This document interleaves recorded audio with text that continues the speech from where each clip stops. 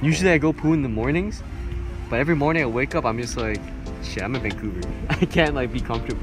Yo, I caught that 4K too, bro. Honestly. That's alright. Poo is natural. I'll speak about it till I die. Good. Alright, welcome to the Whoa! the Pad Podcast. to Lab Podcast, in the Lab Podcast, episode 4, with two very special guests. Mr. Emiko, both an extremely talented VFX artist and dank memer. No. I mean, with credits on like AESPA, IVE, music videos, XG. I think another recent one was Chris Brown. So working on VFX for those projects. Mr. Emiko, how you doing, man? Hello, I'm doing good. Doing good? Nice to meet you. No, and thanks for having me. This is not our first time meeting. But and we also have another VFX god, Mr. Paul Lee, part of Lab, worked on the Chris Brown music video, has credits on a lot of Lab projects, honestly. I think all the VFX for Lab is you. So welcome. Thanks for coming on. Thank you. You're the last Lab guy. So we've completed the cycle. I can quit now. I can stop recording these podcasts. No. Glad to be here. Yeah. How you doing, bro? Good, man. Good. Just chilling. You good? Yeah. Awesome. Well, I mean, to start it off, like, VFX is something that I feel like a lot of people underrate when it comes to productions and videos and things like that, because it's like, most people just watch the video, or they associate VFX with like movie VFX and things like that. We're just like, oh, like Star Wars and things like that. But people don't realize how like intricate like VFX can be sometimes. You know, even the small like sometimes like maybe objects they're holding, where like things they're moving around are like not even real. It's like kind of crazy seeing them behind the scenes for you guys. So, you know, let's just start off like, how do you guys get into VFX in the first place? Yeah. Do you want to start with that actually? Paul, start. Oh God. Okay, so I first started, I think when I started playing Call of Duty, and I saw this was like back in the like montages. the montages. Yeah. Okay. I'm sure you know it too. The Modern Warfare 2 montages that we see on YouTube, like FaZe, like Obey. Yeah. I was just so inspired. Like, wow, that's so sick. Obey is an OG name. That's crazy. I know, right?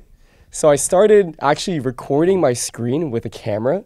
Yeah. And then using that footage to make montages and like add like little VFX using Sony Vegas. Oh wow. Shit. Yeah, and I'd use like Cinema 4D to add like text into it as well. And then from there on, I just started developing all my skills and like editing photos as well and like doing videos now.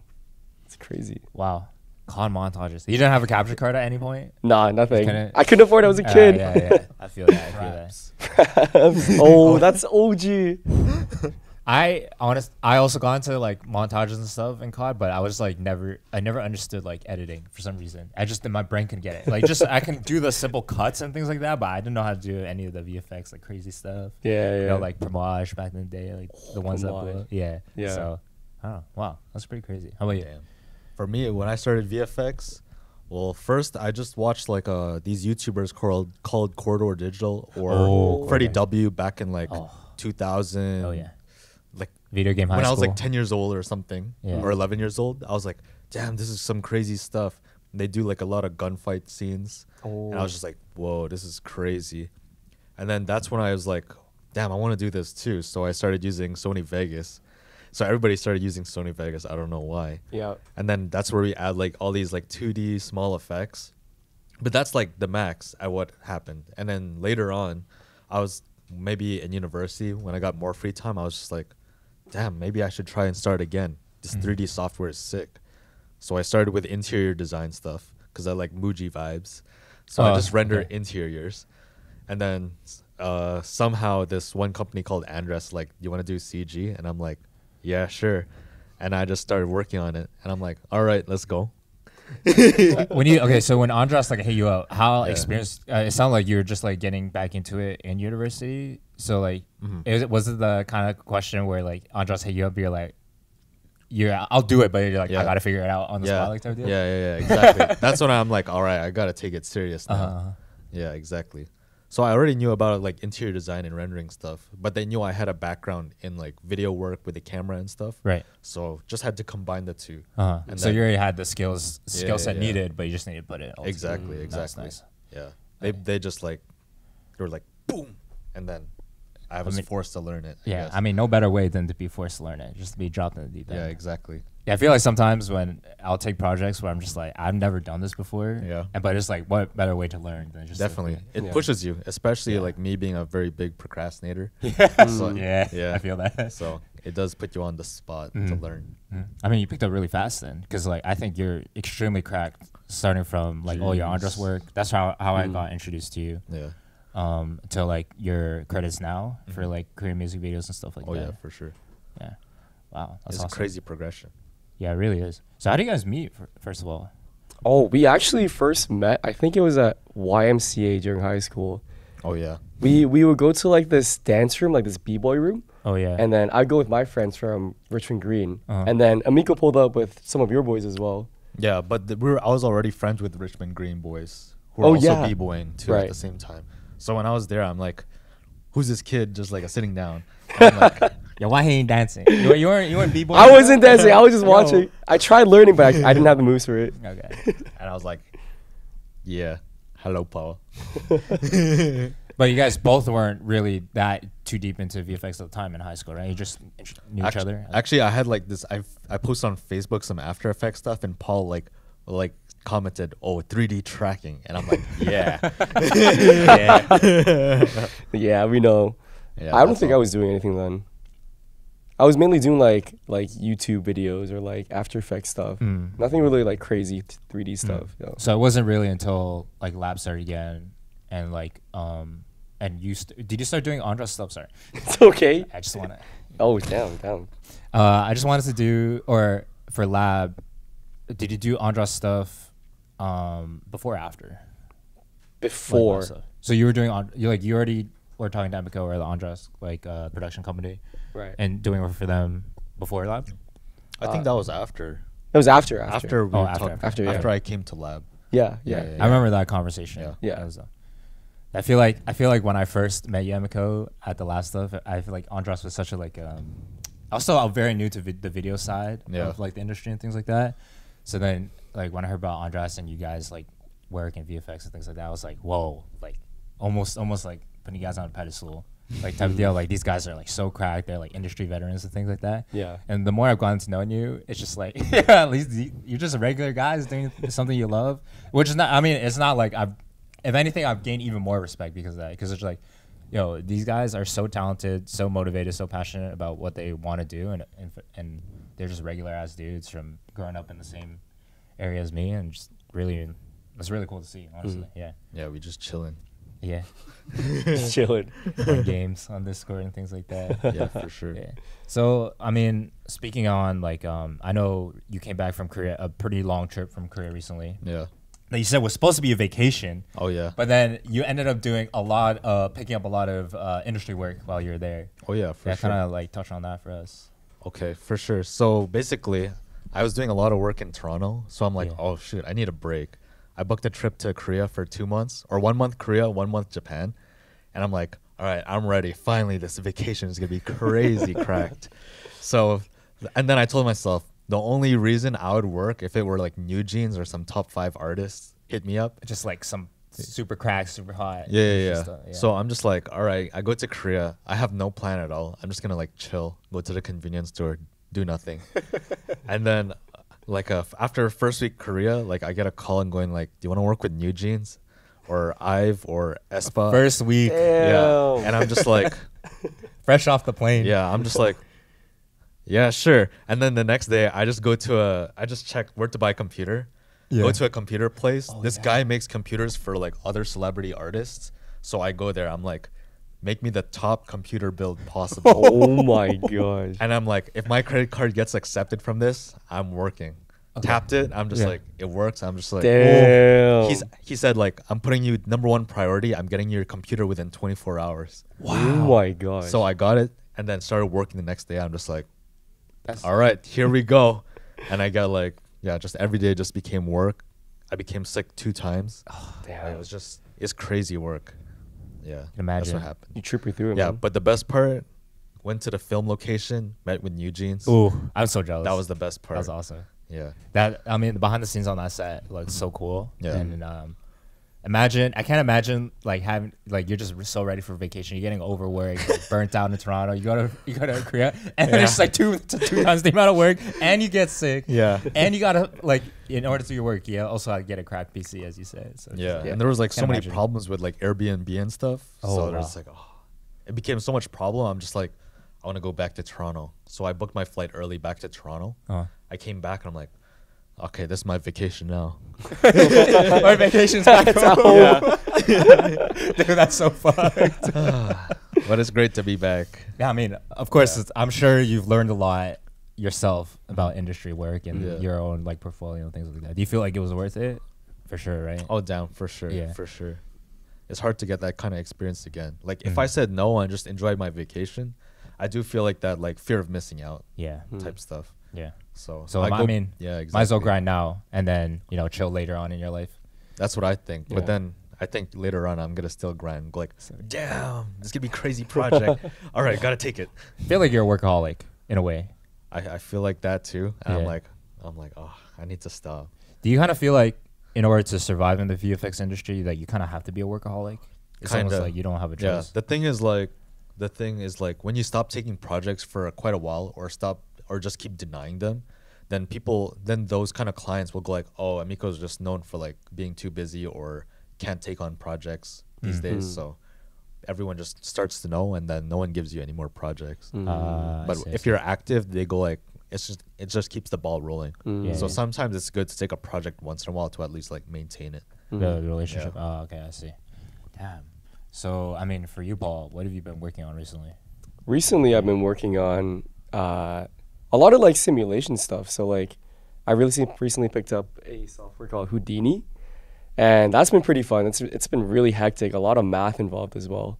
They have to do math? Yeah, you have to learn how to code and everything too. Oh, That was crazy to me. I thought it was just like, oh, I'm a visual learner. I can just like do like pictures, ooh, pretty stuff. No, you got to do math and code. Wait, what code? Is it Houdini's own like language? Or Yeah. So like, it's not. Is it not? Is it No. Python?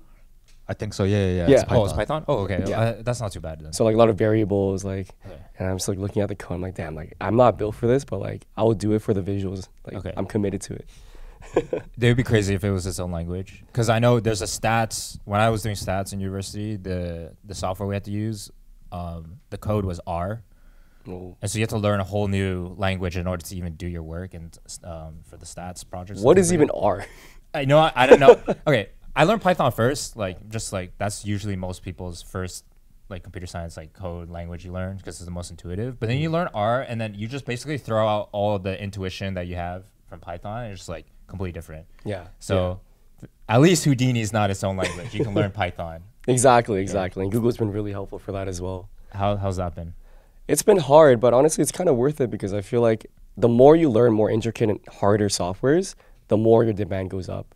And I feel like a lot of people, especially for VFX artists, a lot of people are trying to go for that realistic or that really complicated shot that people aren't really can replicate. Yeah. So once you're able to have that kind of skill, like you're a lot more desirable to other people, and also you get to be on a lot of cooler projects as well. I see.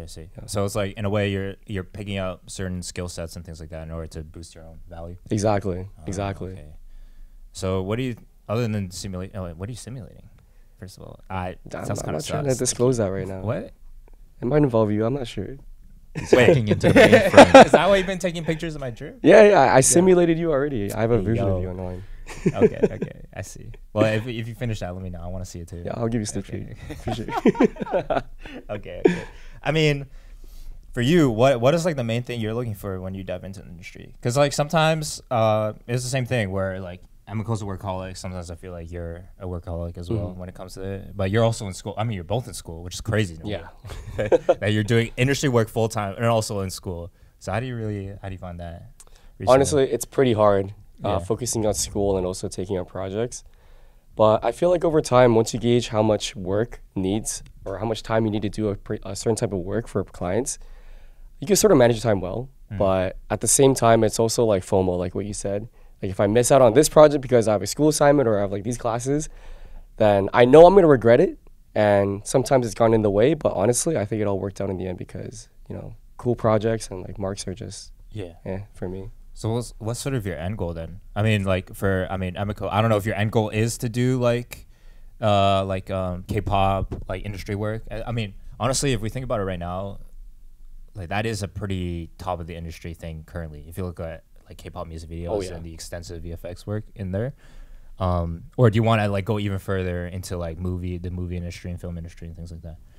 I think for me the end goal is just to make just super crazy CG. Yeah. That like you would not normally see in the music videos. Oh. So I kind of want to put like that Hollywood look into a music video, like a Hollywood VFX. Interesting. That would be pretty crazy to do.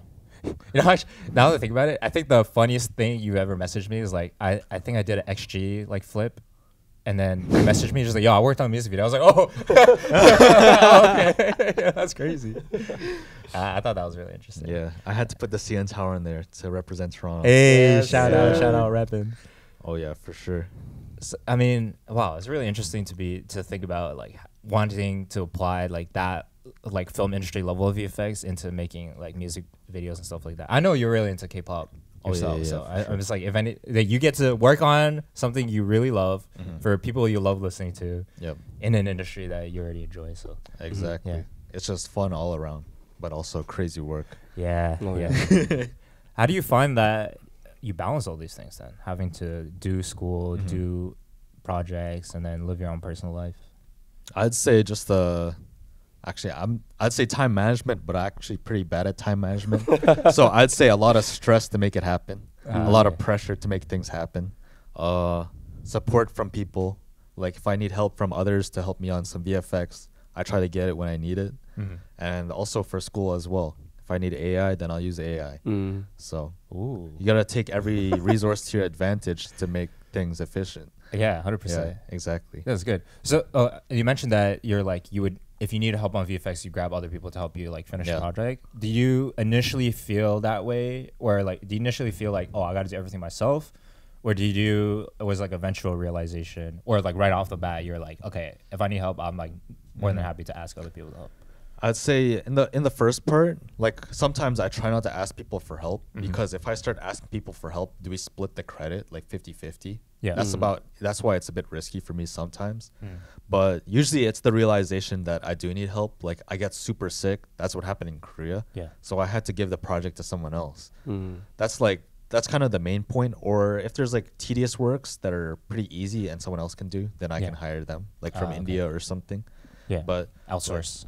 Exactly. But there is like a big risk of like hiring someone to do a whole project for you instead of you, like substituting. Yeah. So that's what happened recently with me, and it kind of got super fucked up. And a whole drama has happened, and he's pretty much kicked out of the Korean industry. Oh wow. Yeah. And you know him. Yeah, I'm not gonna say a name. No, it's okay. You don't need a name drop. Yeah. You got voted off the island. Among Us. Amogus. Wow. Okay. I mean, it's weird for the music industry in terms of like the ghost writing, ghost producing, because usually, I mean, I think the one off the top of my head is like DJ Khaled has credits on a lot of songs, but if you look at who's actually like producing it and things like that, like sometimes he's not involved like at all. It's like complete, but he just throws his name on it. Damn. But it's like, it's not that big of a deal because your final product is still like a good song. But I can imagine for VFX, if there's actual like issues or copyright issues and things like that, it was like, you gotta be careful. Oh yeah, for sure. Jeez. So for you, what's your end goal? Okay. My end goal, honestly, I've always been like multifaceted, but in the end, I just really want to make some cool shit with some cool people. Yeah. Really, whatever it takes.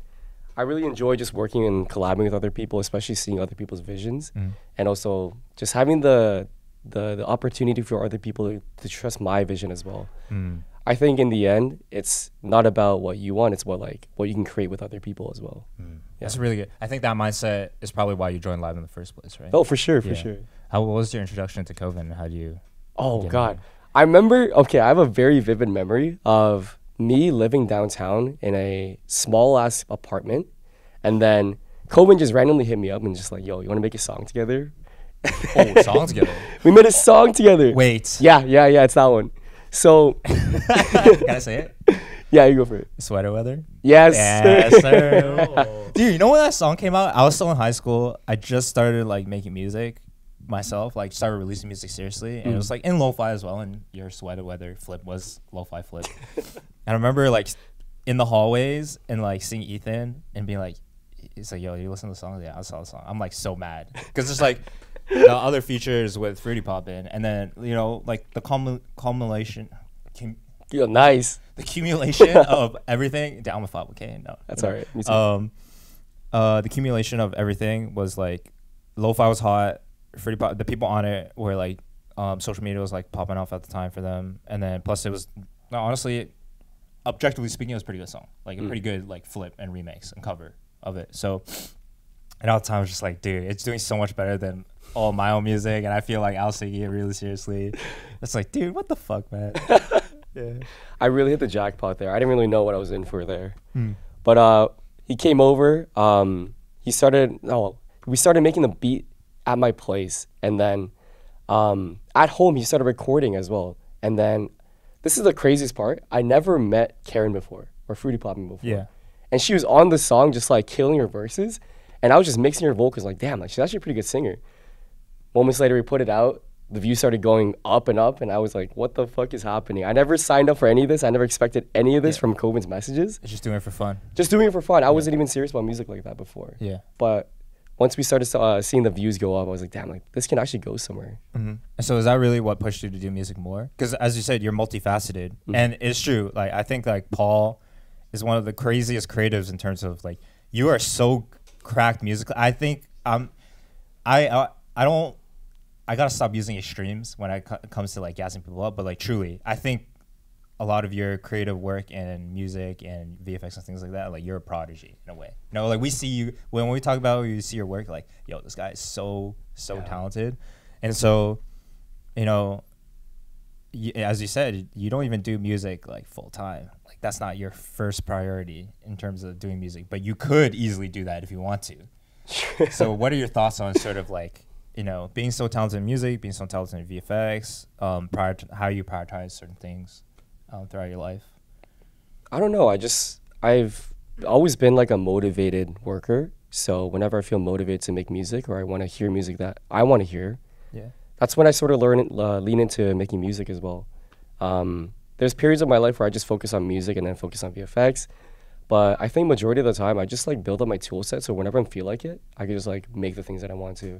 And then sometimes there's projects where I can collab on both. Like let's say for the Huawei stuff, right? I just made the beat, and then I also edited the videos. And you know, overall, it was like part of my vision, part of other people's vision. So I was really happy with that. Yeah. But overall, I think just like my motivation for learning how to do all these creative stuff is just that, you know, I just want to see what I want to hear, what I want to see out there in the world. Yeah. Wow, that's really cool. Being able to combine, to have like so many talents in different creative fields and be able to have the power to combine them all together, it's almost like a superpower. It kind of is, yeah, really. How do you, I know I use the word prodigy here, but I know we've had this conversation before where like people calling you a prodigy, where like people saying how cracked you are, like sort of like gets into your head, and affects your mental. So like how do you feel like you've kind of like dealt with like that from when we first talked about it or when you first started in the industry till now? At times I always felt like imposter syndrome for sure, especially when people put me on a pedestal. To me, I don't really see eye to eye to what they say, because in my mind I'm always like, you know, I could do this better, I could, like, there's people out there that are doing this a lot better, and just comparing myself to other people that are great in their work. But then I realized like I am pretty much like spreading all my eggs around, but other people have just pulled all their eggs into this one skill, and I'm comparing myself to them. So I think what's important for me and for others especially is just not to try to compare yourself to other people, but just compare yourself to who you were before and try to just learn off that. Yeah, so it's about your own self-improvement. Exactly. Like, I mean, that is a big issue for a lot of creatives in general that I hear, where it's just like, I mean, social media era of things, and that's how you get a lot of your work sometimes. It's just someone DMs you through social media, they see your account, see a reel or whatever, and then you get hit up for work. But at the same time, it's like you can't help but look at other people posting cool shit and stuff and compare yourself. How about you, Emiko? How do you feel? I don't know if you, I mean, I would call you a prodigy as well. You're just as cracked. For sure. How do you feel like sometimes that affects your mental as well and things like that, where imposter syndrome, or are you just taking a stride and go with it? I think for me, like sometimes I do like watch people who are like crazy good. I'm just like, damn, how do I even get to that point? And I'm just like, but I feel so lazy or something like that. So for me, I sometimes I get stressed out that I'm not learning as fast as I could be versus like other people, especially. So but then I just take a nap and sleep, and then next day I'm just like, Sleep it off. all right, Go at it again. I'll just work. I'll chip it off slowly, like one at a time. Yeah. And see how it goes. Do it in manageable parts. Yeah, for yourself. exactly, and not stress too much about it. Just have fun. Yeah, that's all. Yeah, having fun. Actually, that's a really good point. If you can't have fun with it, then it's really gonna stress you out and like make you feel. Oh yeah, exactly. Yeah. I think that's for a lot of people who become professional at something. You gotta like it at the beginning. Yeah. Yeah. Isn't it crazy? Like you actually do meet people in the industry that just like I don't enjoy it. They're like, but they're so good, but they've been doing it for so long. But like, I genuinely don't. They're just like, I don't like music or I don't like VFX, but I just do it because I'm good at it. Yeah. Isn't that crazy to see? Nah, fuck them. It is annoying sometimes to hear that and be like, wow, but you're so good. Like I love it, but I'm not nearly as talented where maybe I haven't spent as much time as this person, and this guy's just like, yeah, I don't really like it. I just do it because I'm good at it. Like, damn. You see in like professional sports a lot where the guys just like they're getting paid like these huge contracts, and they're just like, yeah, I don't even like basketball. I like another sport, but I just do basketball because I knew I was gonna get paid and things like that. The luxury. Yeah, and then that's really what separates like the GOATs, like the LeBrons, the MJs, where like basketball's their passion, basketball's everything. They love it. And they're also talented. Like when talent means hard work, right? Yeah. But then you have the really talented people in the profession that just rely on pure talent and not as much hard work. Right. And then, I mean, for me, I don't see myself as a prodigy or talented in music in any way, actually. Really? I see it as I've spent more time than most people in it, and therefore I'm better because I've spent more time. But the people who are actually like, they're way more talented and, you know, like creative people when it comes to music. But maybe they just haven't spent as much time or care about it as much as I do. So that's kind of how I see it. So for you guys, how do you feel like you can give advice to people who want to get into industry, but, you know, sometimes they struggle with that hard work meets talent part, where like they're really talented, but, you know, they don't want to necessarily put in the work, and they're just relying on certain skill sets and things like that. Like, what advice do you have for themselves? And how do you see yourself as well in the industry? How do you where do you see your place in that sort of? I'll go first. Okay. So I'd say for the people who want to start, I think when it comes to VFX, the main part is you got to enjoy it at first, and you got to know the learning curve is a bit steep, because when you work on VFX, the first thing is you get to see is a blank screen. You got to put cubes together, and you're just going to see just cubes and lines and all that stuff. And you won't even see like the cute final results people usually have. So people kind of just get bored of that, like, because you got to spend like weeks or months like doing that until you get something that looks like, like postable or something that's pretty. Yeah. Exactly. So that's one thing. You got to keep at it. You got to be consistent, because there's so many buttons in that software. It's like a NASA space shuttle, and you're just like, what the hell do I press? So if you don't practice for like a week, you're just like, what are the buttons again? It's like a cheat code in GTA or something. So basically, you just got to keep doing it. You got to enjoy it.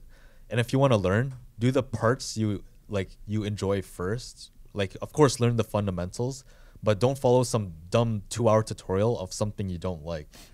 Yeah, that's one thing. And then second of all, just you gotta love VFX, because imagine doing that for years to come. So yeah, you just have to imagine yourself doing it, and you gotta see what's your end goal in the end. Sure, it could be money, but I think you have to be like you have to like the creative freedom and the visuals that goes with it. Yeah, exactly. I agree with everything as well. I think a lot of people don't realize how much work actually goes into VFX.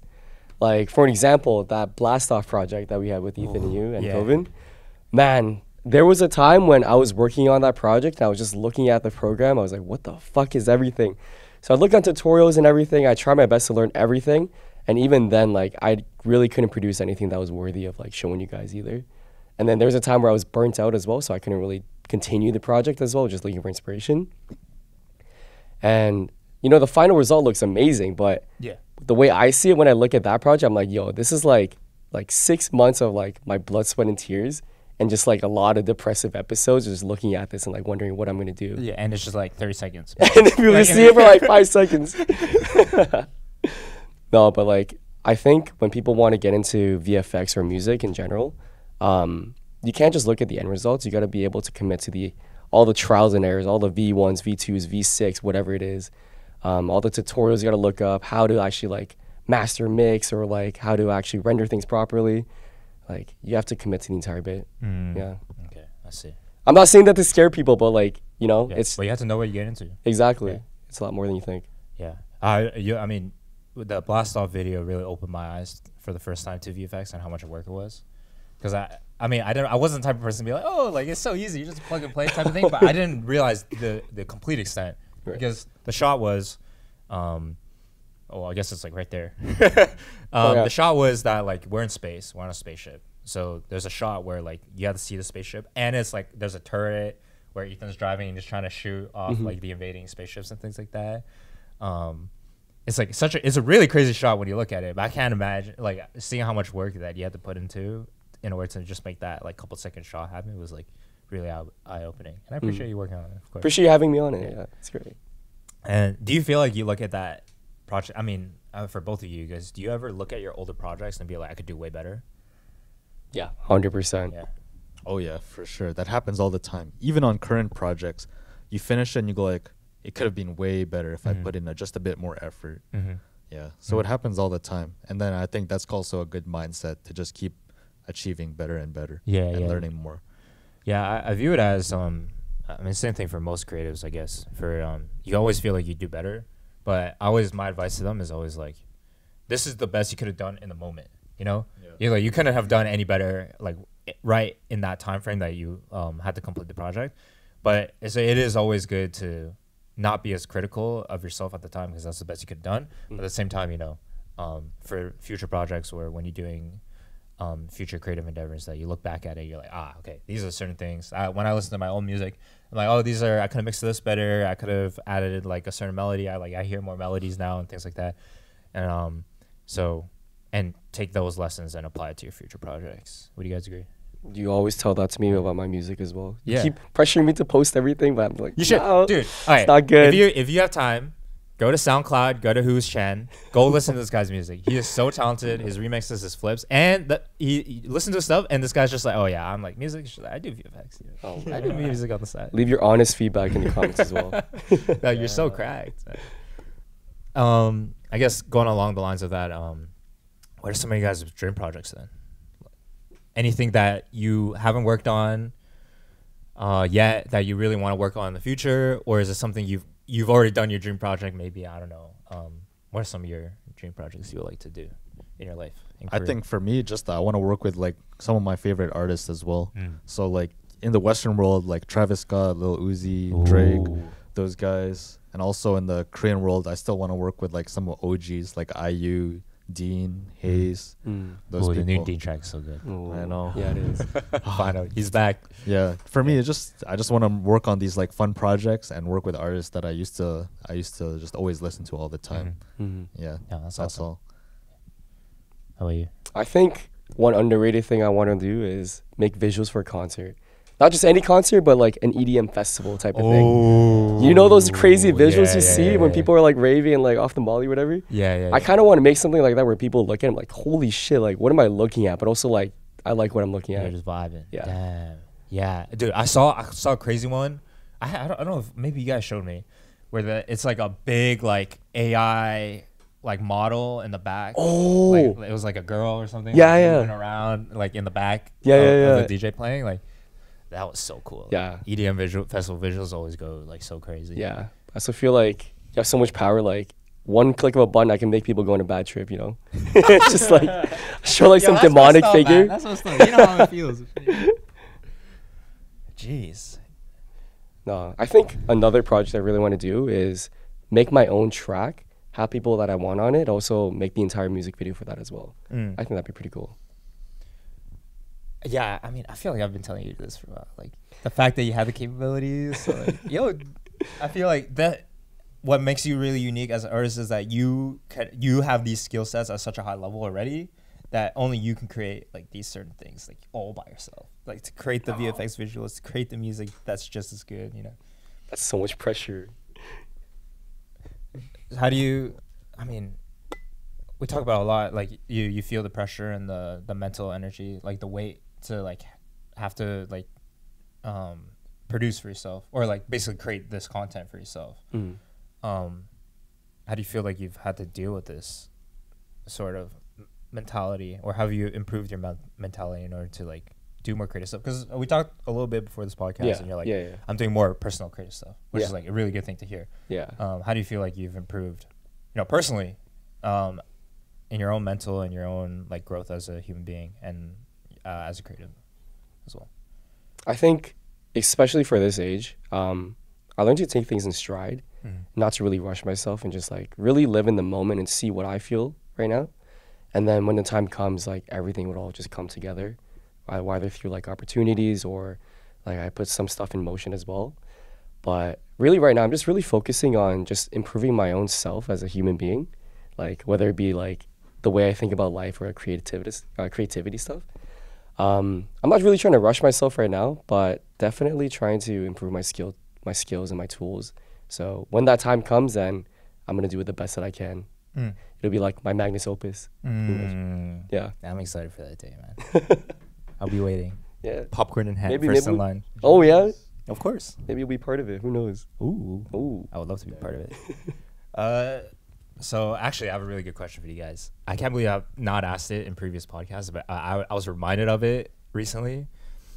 Do you guys feel that great art requires great suffering? I'd say no. No. Because sometimes you're just like, you can make great art and you don't have to suffer. Let's say, like, for example, if you're not a big procrastinator and you're good at time management and you know, it sounds so hard, and you already know how to take things step by step, then, and yeah, basically, if you just make logical decisions all the time, then you don't have to suffer as much. But if you start to, the thing is, you do get to suffer if you put yourself into situations that you're very uncomfortable with. But even that can be pretty controlled. So there's people who did get into the industry or get really big, not through like some heavy suffering, but some people had to. So I guess there's like a balance. And I think having an in between the two would be pretty good. So I guess it depends on the person. I agree with that as well. But I do think that in order to make great art, you need to make great sacrifices. And I think the word sacrifice could also be applied to like your general life as well. Like there are times where you stay inside and not go out with your friends because you decide to either like work on a song or you take on a project and you can't go to like certain events or stuff like that. I think it just all accumulates to like one big sacrifice over your lifetime in order to be able to make great art, whether it be like through a project or like your own stuff.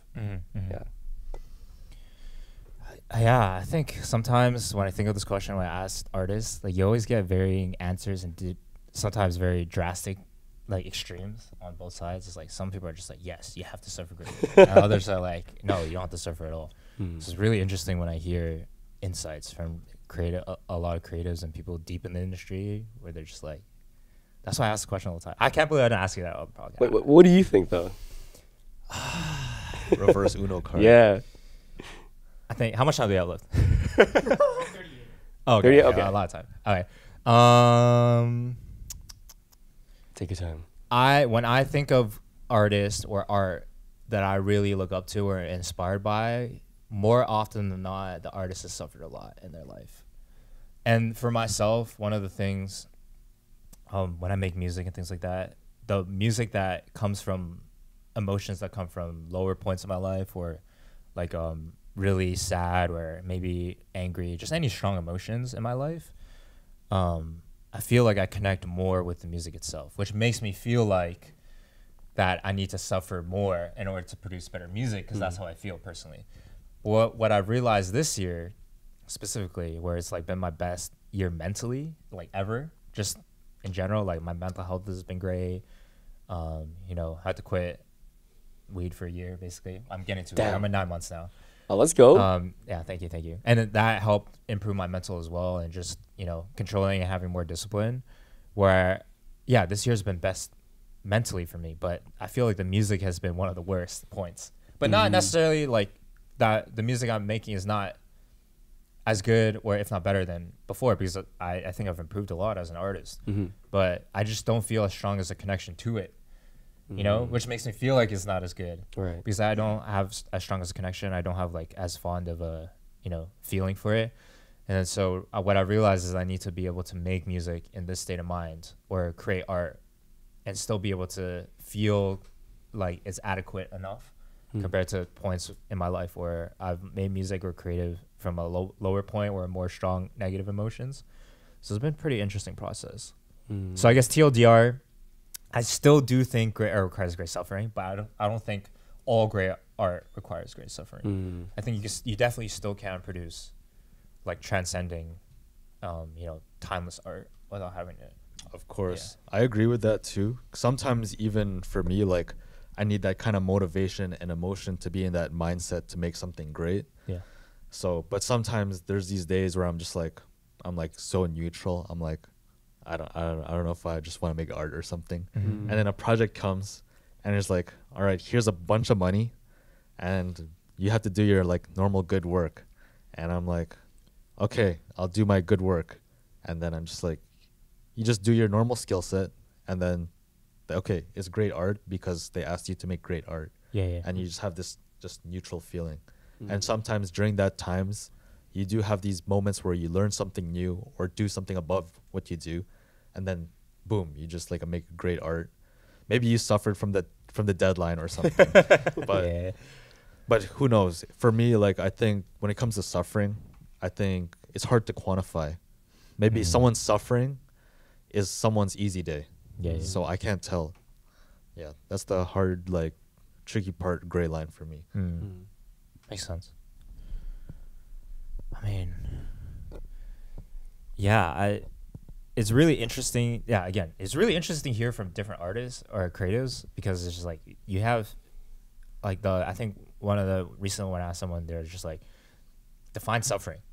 As you said, as you said, like, people, what suffering means to people or how much they suffer is very subjective in their lives. It could be like a very chill day for someone, but really the same situation to someone else, they can like take it in a really different way.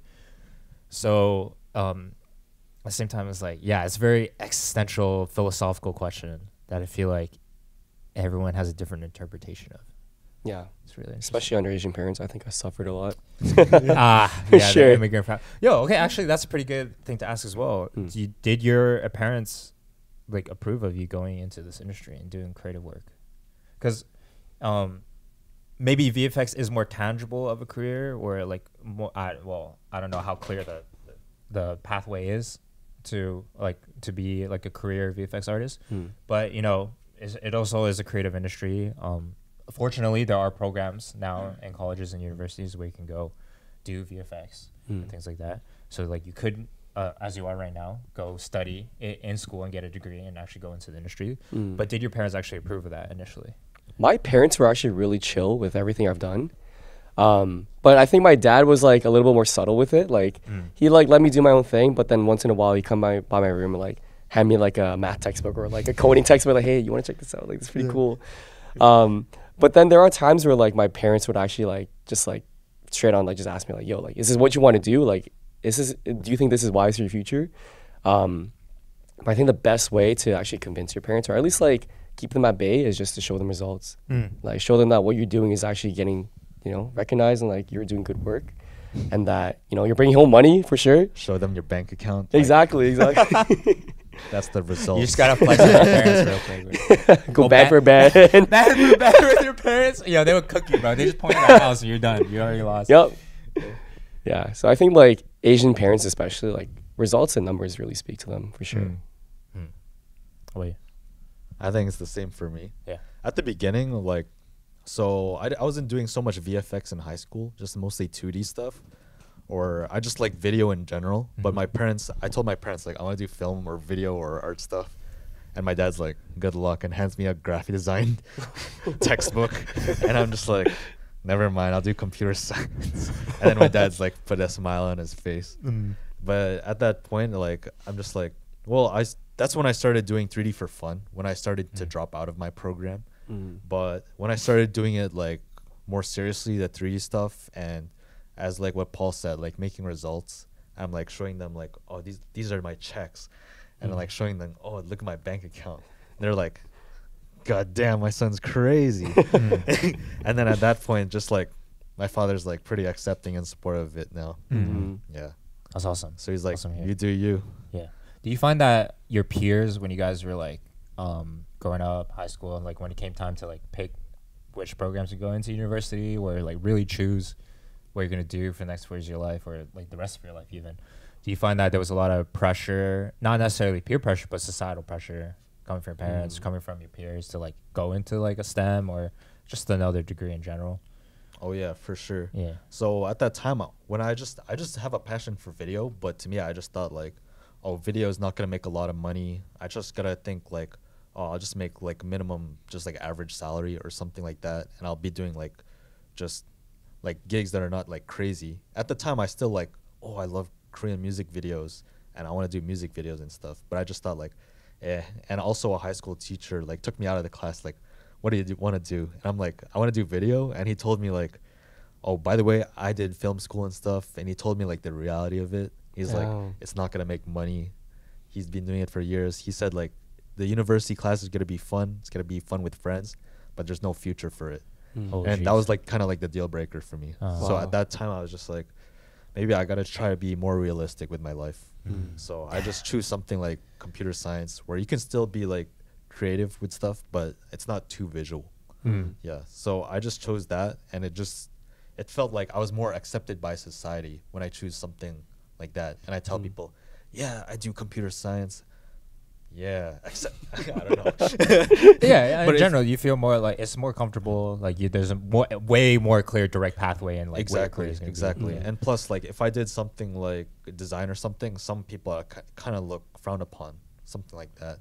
So that's the tricky part. Or I feel like if I'm in that life and I choose like, oh, when I think about freelance, it's like, oh, that's too crazy. How do people are like a up and down volatile bank account or something? Yeah. So I don't know. I was a bit tricky at that time in my life. I feel like it's the opposite now that you're doing. You're like, I did this K-pop artist music video. I did this camera. Like, And I'm freelance, and I'm like, whoa, freelance is possible? Yeah. Damn. Actually, you know what? How do you feel about freelancing as a creative industry? I'd say for freelancing, like especially going to Korea and seeing the industry there and coming back to Canada, I really take it for granted, because I can take breaks whenever I want. I can travel whenever I want, because even I work from home.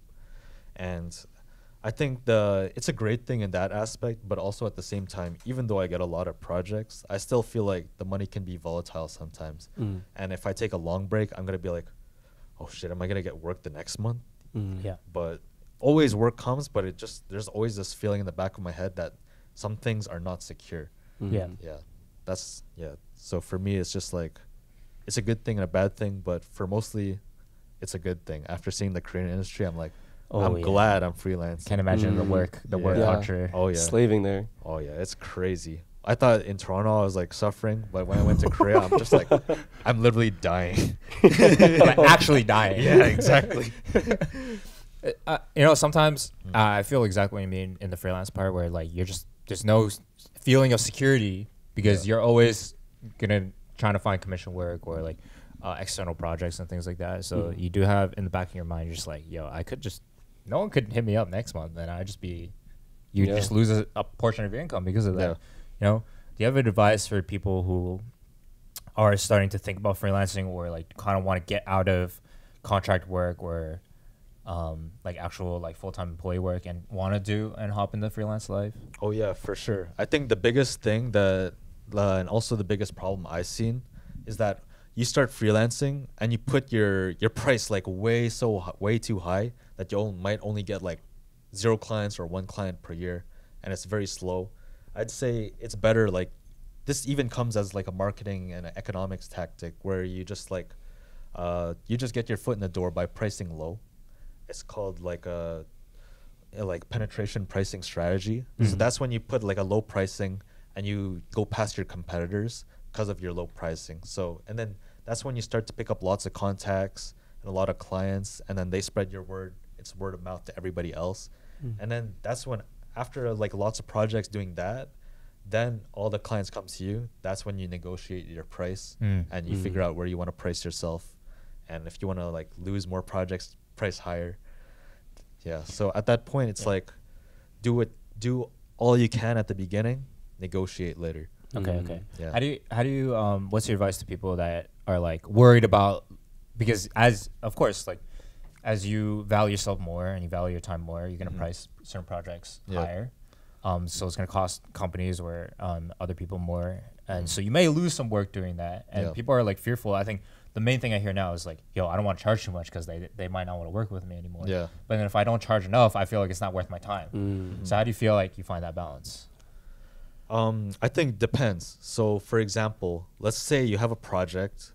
Let's say it's a crazy project, but maybe you think you can accept the low pay, but your investment, the things you get back from that project, the context, the network, the work coming after that, or the skill sets that come out of it, or the shots you can flex out of it that come out of it, then that could be like worth the low pay.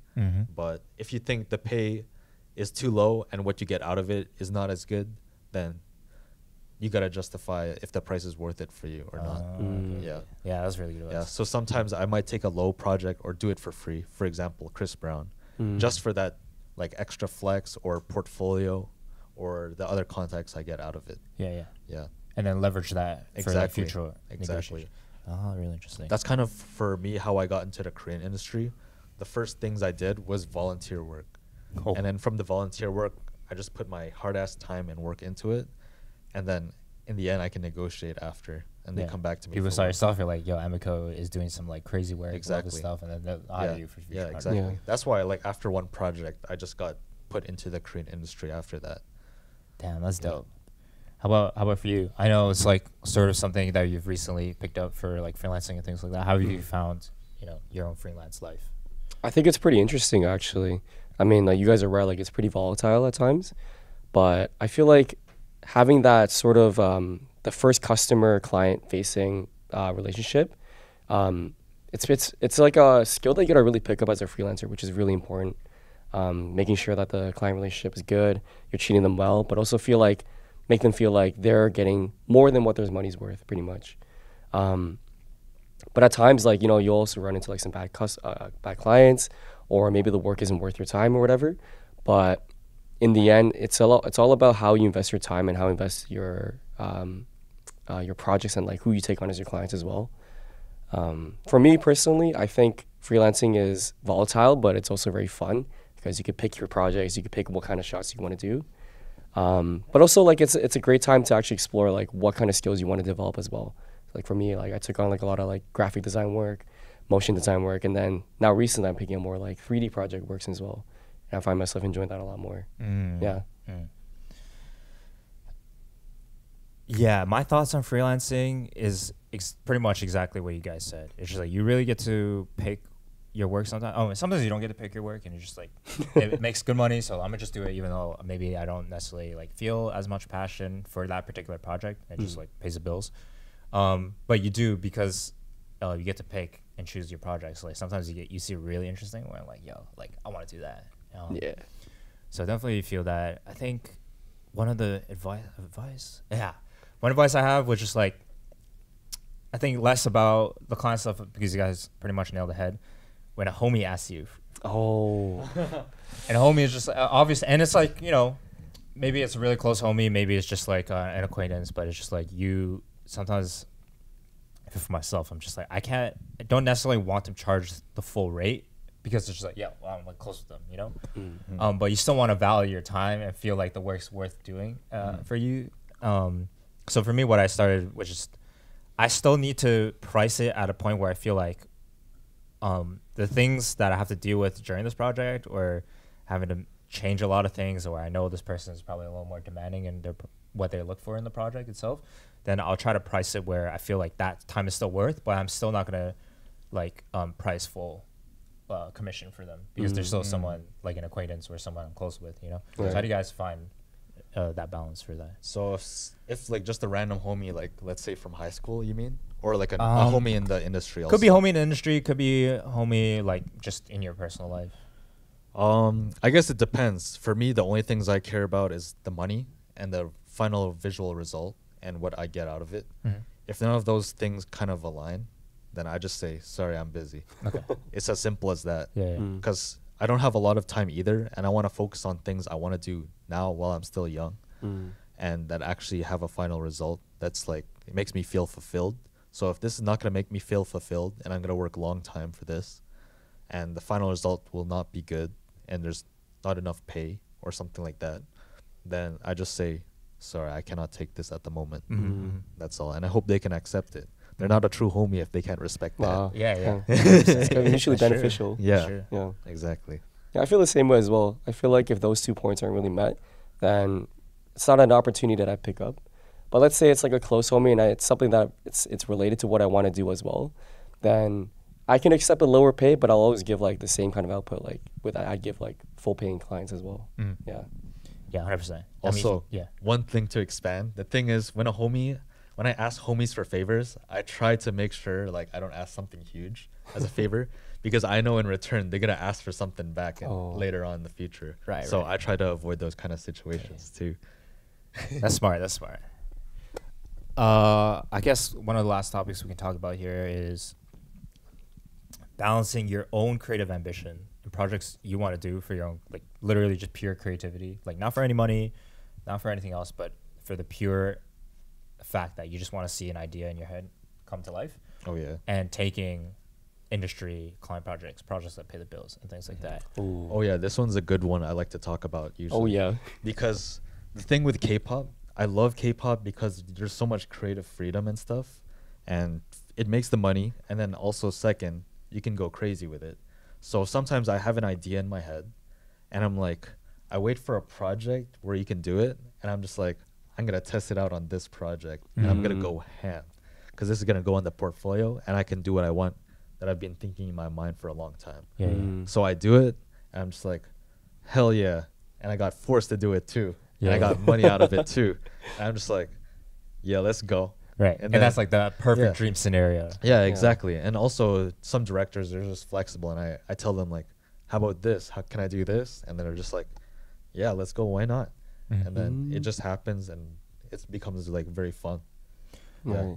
Are there moments for you where you feel like you haven't even, there are actual like personal creative ideas or projects you want to do, but you haven't necessarily had the time? Oh yeah, for sure. There's things I want to do and I implement those projects, but some of those things are very extremely risky, especially like using new softwares that you haven't touched before, which can like corrupt files or crash, or it could be risky. So for now, I try to take less work and also just work on those kind of things so I can test it out later on in future projects. Smart. So for those things, I try to avoid putting it into like real projects just on my own time. Okay. Yeah. How about for you? I think it's the best way to do it. Just learning on someone else's dime. That's pretty much like the ideal scenario. Yeah. I feel the same way too. Like I feel like especially when you're trying to line up those two things, like your creative passions and also just making money, that's the best thing. But I feel like also for artists, I feel like you have to make time for your own projects as well, because we aren't just robots who are just forced to do slave work. As an artist, you have to like feel the things that you have to make, like really put your whole identity and your whole emotions into it as well. I think that's what makes you different from a worker and an artist. Yeah.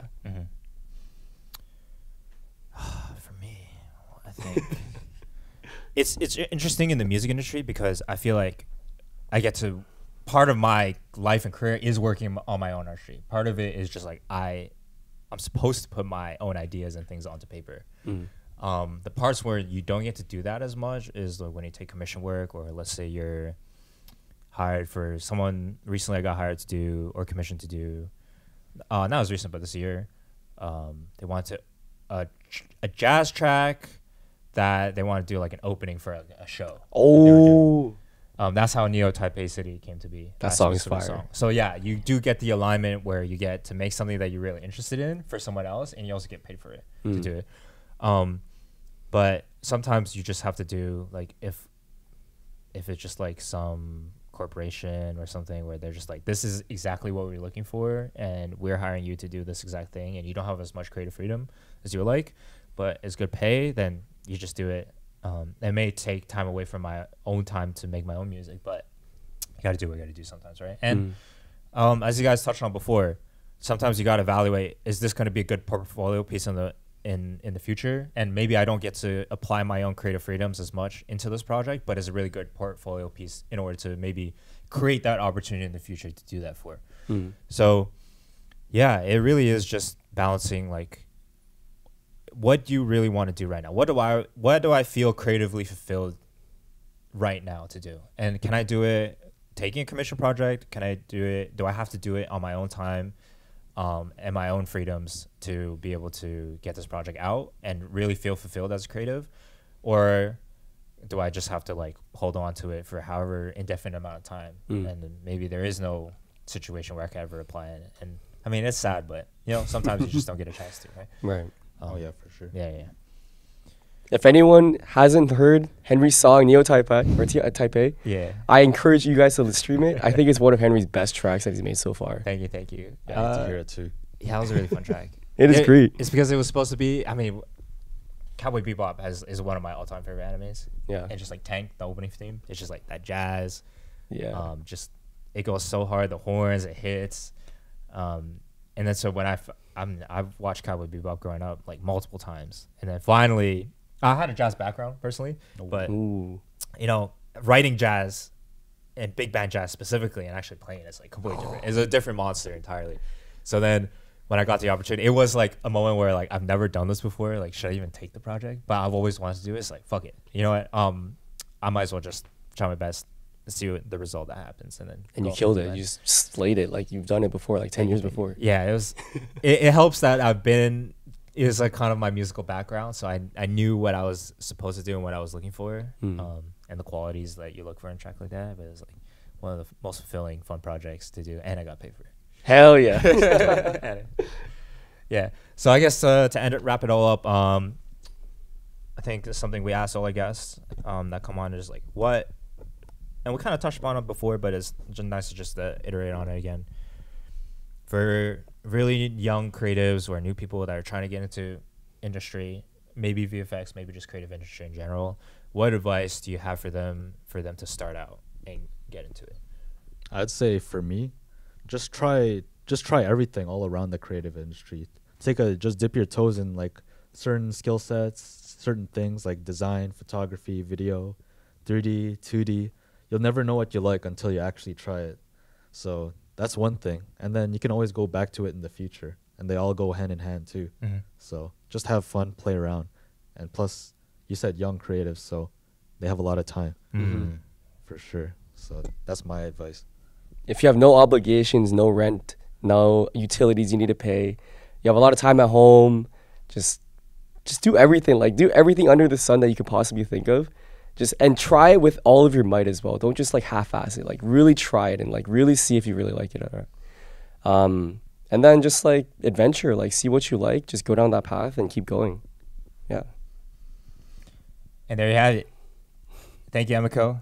Oh yeah, thank you for having me. Thank you, Paul. Thank you. I appreciate you guys and your time having you on. I think we had a really insightful podcast. And yeah, if you're someone listening, I hope you got something from it. I realize we call ourselves an educational podcast, but sometimes I'm like, is this even educational? Like, are people learning anything? What are they learning? Sometimes we're just like being too sus. We're just like shooting shit on the podcast. I'm like, There's some good advice out there. Yeah. I hope that you get something from it, and for us, like we're also in the trenches, in the weeds, in our own young creative careers. So we're also learning ourselves when we have these conversations and we talk about these things. So hope you guys get something from it. Hope you guys enjoy it, and I'll see you in the next episode. Bye-bye.